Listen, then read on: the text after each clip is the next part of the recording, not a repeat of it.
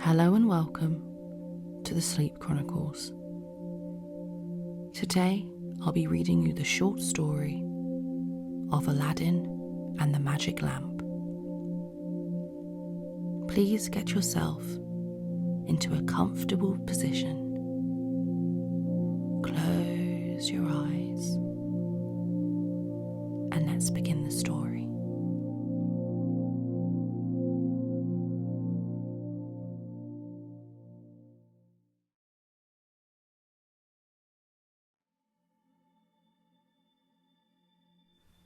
There once lived a poor tailor who had a son called Aladdin, a careless, idle boy who would do nothing but play all day long in the streets with little idle boys like himself. This so grieved the father that he died. Yet, in spite of his mother's tears and prayers, Aladdin did not mend his ways. One day, when he was playing in the streets as usual, a stranger asked him his age, and if he was the son of Mustafa the tailor. "I am, sir," replied Aladdin, "but he died a long time ago." On this, the stranger, who was a famous African magician, fell on his neck and kissed him, saying, "I am your uncle, and knew you from your likeness to my brother. Go to your mother and tell her I am coming." Aladdin ran home and told his mother of his newly found uncle. "Indeed, child," she said, "your father had a brother, but I always thought he was dead." However, she prepared supper and bade Aladdin seek his uncle, who came laden with wine and fruit. He fell down and kissed the place where Mustafa used to sit, bidding Aladdin's mother not to be surprised at not having seen him before, as he had been 40 years out of the country. He then turned to Aladdin and asked him his trade, at which the boy hung his head, while his mother burst into tears. On learning that Aladdin was idle and would learn no trade, he offered to take a shop for him and stock it with merchandise. Next day, he bought Aladdin a fine suit of clothes and took him all over the city, showing him the sights, and brought him home at nightfall to his mother, who was overjoyed to see her son so fine. The next day, the magician led Aladdin into some beautiful gardens a long way outside the city gates. They sat down by a fountain, and the magician pulled a cake from his girdle, which he divided between them. Then they journeyed onwards till they almost reached the mountains. Aladdin was so tired that he begged to go back, but the magician beguiled him with the pleasant stories and led him on in spite of himself. At last, they came to 2 mountains divided by a narrow valley. "We will go no further," said his uncle. "I will show you something wonderful. Only do you gather up sticks while I kindle a fire." When it was lit, the magician threw on it a powder he had about him, at the same time saying some magical words. The earth trembled a little in front of them, disclosing a square flat stone with a brass ring in the middle to raise it by. Aladdin tried to run away, but the magician caught him and gave him a blow that knocked him down. "What have I done, uncle?" he said piteously, whereupon the magician said more kindly, "Fear nothing, but obey me. Beneath this stone lies a treasure which is to be yours, and no one else may touch it. So you must do exactly as I tell you." At the word treasure, Aladdin forgot his fears and grasped the ring as he was told, saying the names of his father and grandfather. The stones came up quite easily and some steps appeared. "Go down," said the magician. "At the foot of those steps, you will find an open door leading into 3 large halls. Tuck up your gown and go through them without touching anything, or you will die instantly." These halls led into a garden of fine fruit trees. Walk on until you come to a niche in a terrace where stands a lighted lamp. Pour out the oil it contains and bring it to me. He drew a ring from his finger and gave it to Aladdin, bidding him prosper. Aladdin found everything as the magician had said, gathered some fruit off the trees, and, having got the lamp, arrived at the mouth of the cave. The magician cried out in a great hurry, "Make haste and give me the lamp." This Aladdin refused to do until he was out of the cave. The magician flew into a terrible passion, and throwing some more powder onto the fire, he said something, and the stone rolled back into its place. The man left the country, which plainly showed that he was no uncle of Aladdin's, but a cunning magician, who had read in his magic books of a wonderful lamp, which would make him the most powerful man in the world. Though he alone knew where to find it, he could only receive it from the hand of another. He had picked out the foolish Aladdin for this purpose, intending to get the lamp and kill him afterwards. For 2 days, Aladdin remained in the dark, crying and lamenting. At last, he clasped his hands in prayer, and in so doing rubbed the ring, which the magician had forgotten to take from him. Immediately, an enormous and frightful genie rose out of the earth, saying, "What wouldest thou with me? I am the slave of the ring, and will obey thee in all things."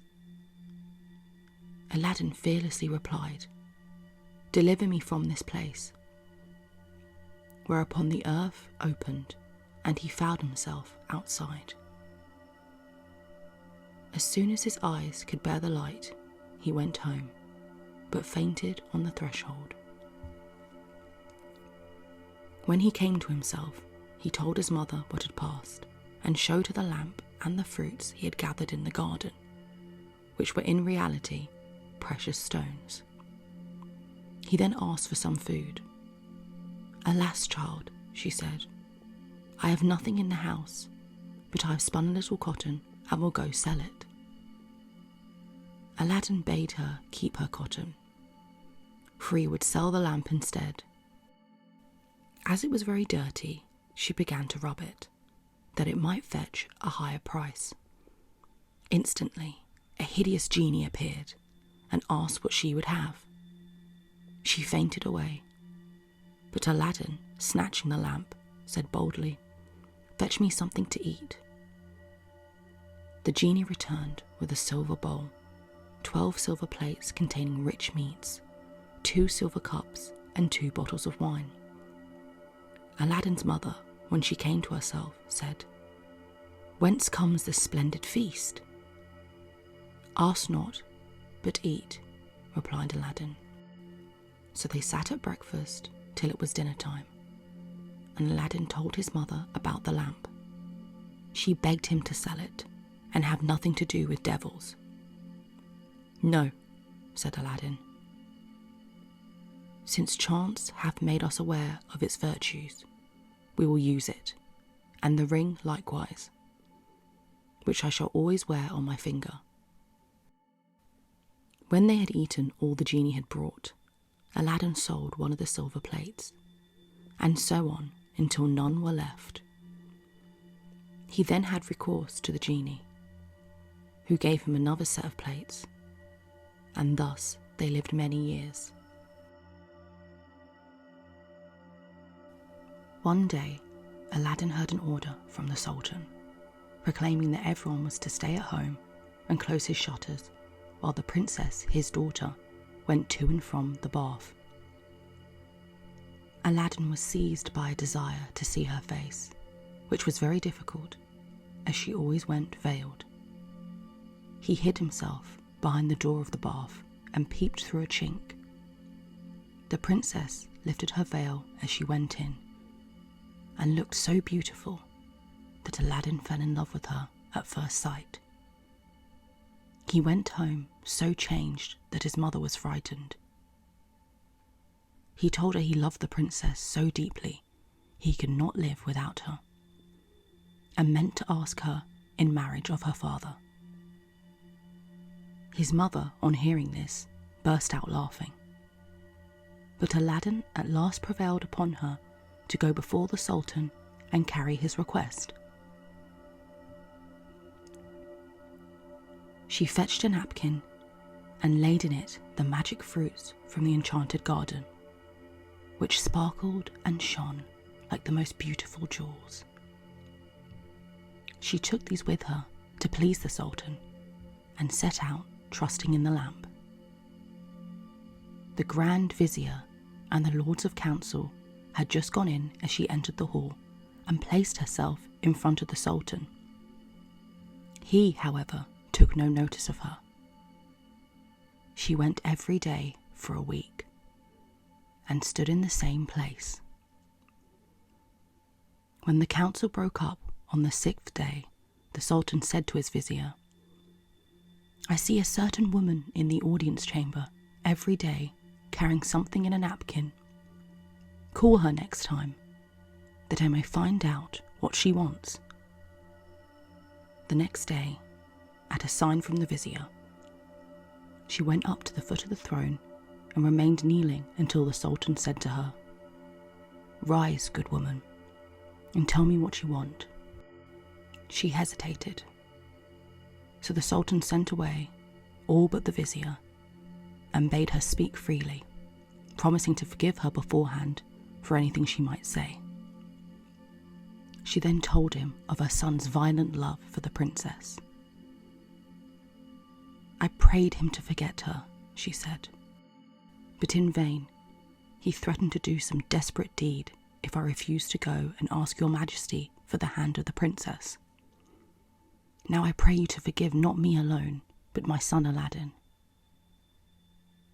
The Sultan asked her kindly what she had in the napkin, whereupon she unfolded the jewels and presented them.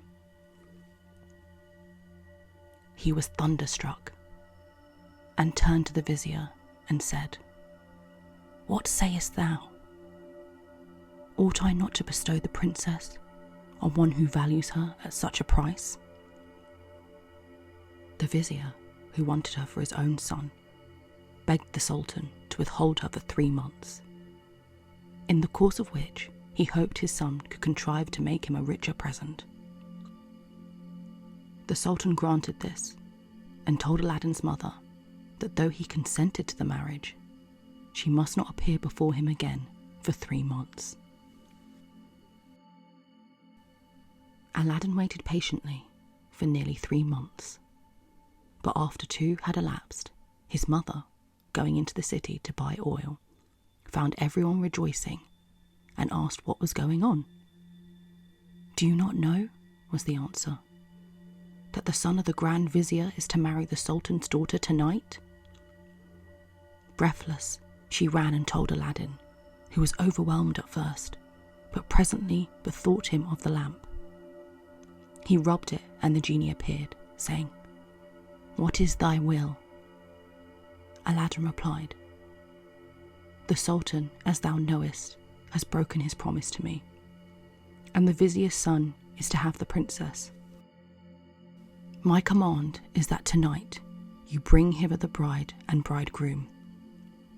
"Master, I obey," said the genie. Aladdin then went to his chamber, where sure enough, at midnight, the genie transported the bed containing the vizier's son and the princess.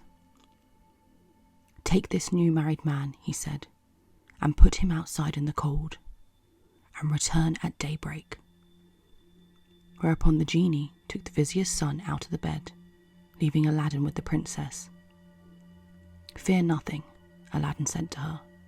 "You are my wife, promised to me by your unjust father, and no harm will come to you." The princess was too frightened to speak, and passed the most miserable night of her life, while Aladdin lay down beside her and slept soundly. At the appointed hour, the genie fetched in the shivering bridegroom, laid him in his place, and transported the bed back to the palace. Presently, the Sultan came to wish his daughter good morning. The unhappy vizier's son jumped up and hid himself, while the princess would not say a word and was very sorrowful. The Sultan sent her mother to her, who said, "How comes it, child, that you will not speak to your father? What has happened?" The princess sighed deeply, and at last told her mother how during the night the bed had been carried into some strange house, and what had passed there. Her mother did not believe her in the least, but bade her rise and consider it an idle dream. The following night, exactly the same thing happened, and the next morning, on the princess's refusal to speak, the Sultan threatened to cut off her head. She then confessed all, bidding him ask the vizier's son if it were not so. The Sultan told the vizier to ask his son, who owned the truth, adding that, dearly as he loved the princess, he had rather die than go through another such fearful night, and wished to be separated from her. His wish was granted, and there was an end of feasting and rejoicing. When the 3 months were over, Aladdin sent his mother to remind the Sultan of his promise. She stood in the same place as before, and the Sultan, who had forgotten Aladdin, at once remembered him and sent for her. On seeing her poverty, the Sultan felt less inclined than ever to keep his word, and asked his vizier's advice, who counselled him to set so high a value on the princess that no man living would come up to it. The Sultan then turned to Aladdin's mother, saying, "Good woman, a sultan must remember his promises, and I will remember mine. But your son must first send me 40 basins of gold, brimful of jewels, carried by 80 slaves, splendidly dressed. Tell him that I await his answer." The mother of Aladdin bowed low and went home thinking all was lost. She gave Aladdin the message, adding, "He may wait long enough for your answer." "Not so long, mother, as you think," her son replied. "I would do a great deal more than that for the princess." He summoned the genie, and in a few moments the 80 slaves arrived and filled up the small house and garden. Aladdin made them to set out to the palace, 2 by 2, followed by his mother. They were so richly dressed, with such splendid jewels, that everyone crowded to see them and the basins of gold they carried on their heads. They entered the palace, and after kneeling before the Sultan, stood in a half circle around the throne with their arms crossed, while Aladdin's mother presented them to the Sultan. He hesitated no longer, but said, "Good woman, return and tell your son that I wait for him with open arms." She lost no time in telling Aladdin, bidding him make haste. But Aladdin first called the genie. "I want a scented bath," he said, "a richly embroidered habit, a horse surpass the Sultan's, and 20 slaves to attend me. Beside this, 6 slaves beautifully dressed to wait on my mother, and lastly, 10,000 pieces of gold in 10 purses." No sooner said than done. Aladdin mounted his horse and passed through the streets, the slaves strewing gold as they went. Those who had played with him in his childhood knew him not. He had grown so handsome. When the Sultan saw him, he came down from his throne, embraced him, and led him into a hall where a feast was spread, intending to marry him to the princess that very day. But Aladdin refused, saying, "I must build a palace fit for her," and took his leave. Once home, he said to the genie, "Build me a palace of the finest marble, set with jasper, agate, and other precious stones. In the middle you shall build me a large hall with a dome, its 4 walls of massy gold and silver, each side having 6 windows, whose lattices, all except one, which is to be left unfinished, must be set with diamonds and rubies. There must be stables and horses, and grooms and slaves. Go and see about it." The palace was finished the next day, and the genie carried him there and showed him all of his orders faithfully carried out, even to the laying of a velvet carpet from Aladdin's palace to the Sultan's. Aladdin's mother then dressed herself carefully and walked to the palace with her slaves, while he followed her on horseback. The Sultan sent musicians with trumpets and cymbals to meet them, so that the air resounded with music and cheers. She was taken to the princess, who saluted her and treated her with great honour. At night, the princess said goodbye to her father and set out on the carpet for Aladdin's palace with his mother at her side, and followed by her hundreds of slaves. She was charmed at the sight of Aladdin, who ran to receive her. "Princess," he said, "blame your beauty for my boldness if I have displeased you." She told him that having seen him, she willingly obeyed her father in this matter. After the wedding had taken place, Aladdin led her into the hall where a feast was spread, and she had dinner with him, after which they danced till midnight. The next day, Aladdin invited the Sultan to see the palace. On entering the hall with the 24 windows with their rubies, diamonds, and emeralds, he cried, "It is a world's wonder. There is only one thing that surprises me. Was it by accident that one window was left unfinished?" "No, sir, by design," returned Aladdin. "I wished your Majesty to have the glory of finishing this palace." The Sultan was pleased, and sent for the best jewellers in the city. He showed them the unfinished window, and bade them fit it up like the others. "Sir," replied their spokesman, "we cannot find jewels enough." The Sultan had his own fetched, which they soon used, but to no purpose, for in a month's time the work was not half done. Aladdin, knowing that their task was vain, bade them undo their work and carry the jewels back, and the genie finished the window at his command. The Sultan was surprised to receive his jewels again, and visited Aladdin, who showed him the window finished. The Sultan embraced him, the envious vizier meanwhile hinting it was the work of enchantment. Aladdin had won the hearts of the people by his gentle bearing. He was made captain of the Sultan's armies and won several battles for him, but remained as courteous as before, and lived thus in peace and content for several years. But far away in Africa, the magician remembered Aladdin, and by his magic arts discovered that Aladdin, instead of perishing miserably in the cave, had escaped and had married a princess, with whom he was living in great honour and wealth. He knew that the poor tailor's son could only have accomplished this by means of the lamp, and travelled night and day until he reached the capital of China, bent on Aladdin's ruin. As he passed through the town, he heard people talking everywhere about the marvellous palace.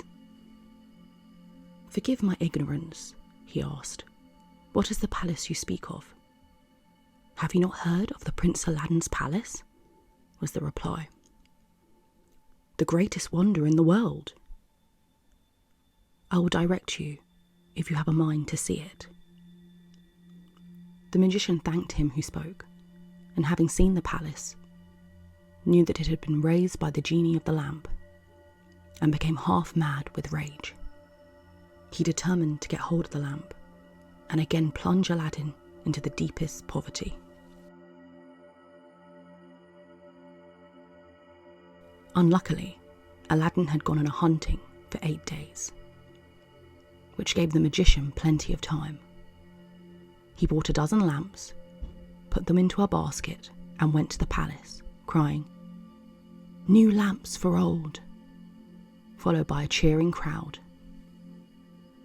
The princess, sitting in the hall of 24 windows, sent a slave to find out what the noise was about, who came back laughing, so that the princess scolded her. "Madam," replied the slave, "who can help laughing to see an old fool offering to exchange fine new lamps for old ones?" Another slave, hearing this, said, "There is an old one on the cornice there, which he can have." Now this was the magic lamp, which Aladdin had left there, as he could not take it out hunting with him. The princess, not knowing its value, laughingly bade the slave take it and make the exchange. She went and said to the magician, "Give me a new lamp for this." He snatched it and bade the slave take her choice, amid the cheers of the crowd. Little he cared, but left off crying his lamps, and went out of the city gates to a lonely place, where he remained till nightfall, when he pulled out the lamp and rubbed it. The genie appeared, and the magician's command carried him, together with the palace and the princess in it, to a lonely place in Africa. The next morning, the Sultan looked out of the window towards Aladdin's palace and rubbed his eyes, for it had gone. He sent for the vizier and asked what had become of the palace. The vizier looked out too and was lost in astonishment. He again put it down to enchantment, and this time the Sultan believed him, and sent 30 men on horseback to fetch Aladdin back in chains. They met him riding home, bound him, and forced him to go with them on foot. The people, however, who loved him, followed armed to see that he came to no harm. He was carried before the Sultan, who ordered the executioner to cut off his head. The executioner made Aladdin kneel down, bandaged his eyes, and raised his scimitar to strike.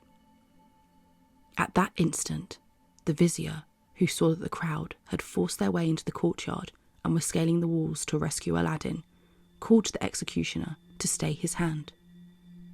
The people, indeed, looked so threatening that the Sultan gave way and ordered Aladdin to be unbound, and pardoned him in the sight of the crowd. Aladdin now begged to know what he had done. "False wretch," said the Sultan, "come hither," and showed him from the window the place where his palace had stood.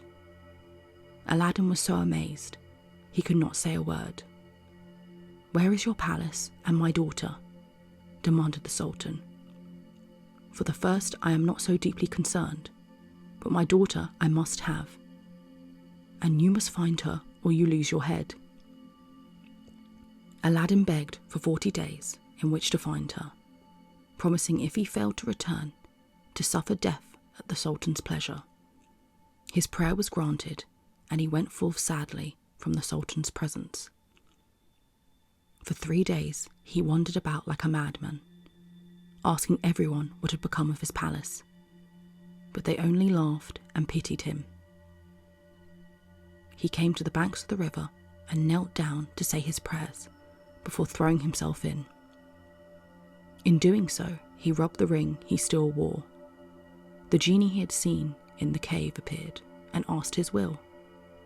"Save my life, genie," said Aladdin, "and bring my palace back."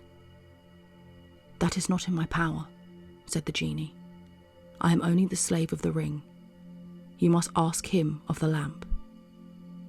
"Even so," said Aladdin, "but thou canst take me to the palace and set me down under my dear wife's window." He at once found himself in Africa, under the window of the princess, and fell asleep out of sheer weariness. He was awakened by the singing of the birds, and his heart was lighter.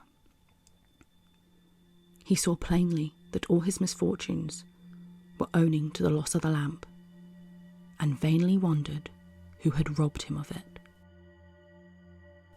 That morning, the princess rose earlier than she had done since she had been carried into Africa by the magician, whose company she was forced to endure once a day. She, however, treated him so harshly that he dared not live there altogether, As she was dressing, one of her women looked out and saw Aladdin. The princess ran and opened the window, and at the noise she made, Aladdin looked up. She called to him to come to her, and great was the joy of these lovers at seeing each other again. After he had kissed her, Aladdin said, "I beg of you, princess, in God's name, before we speak of anything else, for your own sake and mine, tell me what has become of an old lamp I left on the cornice in the hall of 24 windows when I went a-hunting." "Alas," she said, "I am the innocent cause of our sorrows," and told him of the exchange of the lamp. "Now I know," cried Aladdin, "that we have to thank the African magician for this. Where is the lamp?" "He carries it about with him," said the princess. "I know, for he pulled it out of his breast to show me. He wishes me to break my faith with you and marry him, saying that you were beheaded by my father's command. He is forever speaking ill of you, but I only reply by my tears. If I persist, I doubt not, but he will not use violence." Aladdin comforted her and left her for a while. He changed clothes with the first person he met in town, and having bought a certain powder, returned to the princess, who let him in by a little side door. "Put on your most beautiful dress," he said to her, "and receive the magician with smiles, leading him to believe that you have forgotten me. Invite him to eat with you, and say you wish to taste the wine of his country. He will go for some, and while he is gone, I'll tell you what to do." She listened carefully to Aladdin, and when he left her, arrayed herself gaily for the first time since she left China. She put on a girdle and headdress of diamonds, and seeing in a glass that she was the most beautiful than ever, received the magician, saying to his great amazement, "I have made up my mind that Aladdin is dead, and that all my tears will not bring him back to me. So I am resolved to mourn no more, and have therefore invited you to eat with me. But I am tired of the wines of China, and would fain taste those of Africa." The magician flew to his cellar, and the princess put the powder Aladdin had given her in her cup. When he returned, she asked him to drink her health in the wine of Africa. Handing him her cup in exchange for his, as a sign she was reconciled to him. Before drinking, the magician made her a speech in praise of her beauty, but the princess cut him short, saying, "Let us drink first, and you shall say what you will afterwards." She set her cup to her lips and kept it there, while the magician drained his to the dregs and fell back lifeless. The princess then opened the door to Aladdin and flung her arms around his neck, but Aladdin went to the dead magician, took the lamp out of his vest, and bade the genie carry the palace and all in it back to China. This was done, and the princess in her chamber felt only 2 little shocks, and little thought she was home again. The Sultan, who was sitting in his closet mourning for his lost daughter, happened to look up and rubbed his eyes, for there stood the palace as before. He hastened hither, and Aladdin received him in all the hall of the 24 windows, with the princess at his side. Aladdin told him what had happened, and showed him the dead body of the magician that he might believe. A 10 days' feast was proclaimed, and it seemed as if Aladdin might now live the rest of his life in peace, but it was not meant to be. The African magician had a younger brother, who was, if possible, more wicked and more cunning than himself. He travelled to China to avenge his brother's death, and went to visit a pious woman called Fatima, thinking she might be of use to him. She entered her cell and clapped a dagger to her breast, telling her to rise and do his bidding on pain of death. He changed clothes for her, coloured his face like hers, put on her veil, and murdered her, that she might not tell no lies. Then he went towards the palace of Aladdin and all the people, thinking he was the holy woman, gathered round him, kissing his hands and begging his blessing. When he got to the palace, there was such a noise going on around him that the princess bade her slave look out the window and ask what was the matter. The slave said it was the holy woman, curing people by her touch of their ailments. Whereupon the princess, who had long desired to see Fatima, sent for her. On coming to the princess, the magician offered up a prayer for her health and prosperity. When he was done, the princess made him sit by her and begged him to stay with her always. The false Fatima, who wished her nothing better, consented, but kept his veil down for fear of discovery. The princess showed him the hall and asked him what he thought of it. "It is truly beautiful," said the false Fatima. "In my mind, it wants but one thing." "And what is that?" said the princess. "If only a roc's egg," replied he, "were hung up from the middle of this dome, it would be the wonder of the world." After this, the princess could think of nothing but the roc's egg. And when Aladdin returned from hunting, he found her in a very ill humour. He begged to her know what was amiss, and she told him that all her pleasure in the hall was spoilt for want of a roc's egg hanging from the dome. "If that is all," replied Aladdin, "you shall soon be happy." He left her and rubbed the lamp, and when the genie appeared, commanded him to bring a roc's egg. The genie gave such a loud and terrible shriek that the hall shook. "Wretch," he cried, "it is not enough that I have done everything for you, but you must command me to bring my master and hang him up in the midst of this dome. You and your wife and your palace deserve to be burnt to ashes. But that this request does not come from you, but from the brother of the African magician whom you destroyed. He is now in your palace disguised as the holy woman, whom he murdered. He it was who put that wish into your wife's head. Take care of yourself, for he means to kill you." So saying, the genie disappeared.